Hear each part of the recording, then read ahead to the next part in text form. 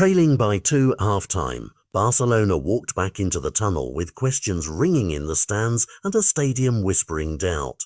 The first half had been dominated by possession but starved of incision. The ball circulated but never truly found the spaces that break teams open. Hansi Flick knew exactly what that kind of game felt like, possession without purpose, and he refused to let the scoreboard become the final verdict. At the break he acted decisively, not with panic but with architecture. He swapped out players whose jobs were becoming redundant and brought on the kinds of profiles who could restore energy, cover more ground, and tilt the contest toward aggression rather than control. The introductions of Gavi and Dani Olmo at the start of the second half immediately altered the team's pulse. Gavi brought forward motion, pressing and link play that dragged opposition markers out of position, while Olmo offered a sharper, more creative outlet between the lines. Suddenly possession stopped feeling like a stat and started feeling like a weapon. But the real gamble, the kind of boldness that separates coaching conservatism from coaching conviction, came later. Flick reshaped the spine of the side, sacrificing a full-back and a centre-back in a single calculated wave.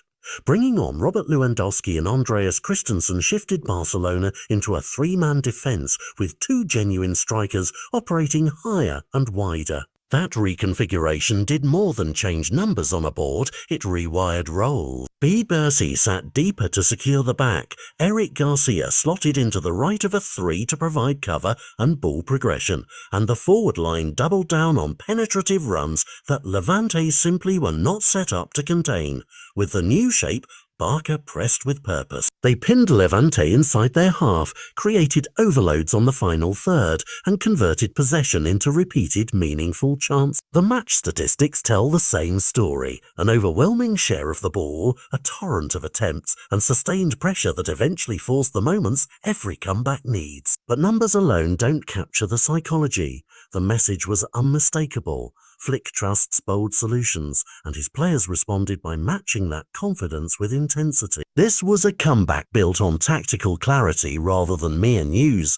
Substitutions were not stopgaps, but precise interventions designed to change the game's geometry. The switch to an attack-first structure showed a manager ready to tilt the balance, not merely tweak it, and it paid off in the most tangible way. Goals and 3 priceless points. Beyond the scoreboard, the night served as a declaration about identity. Under Flick, Barcelona are learning to grind when elegance fails, to manufacture wins by force of structure and role discipline, and to do so without losing their core ability to dominate the ball. Opponents watching will have noted more than the comeback.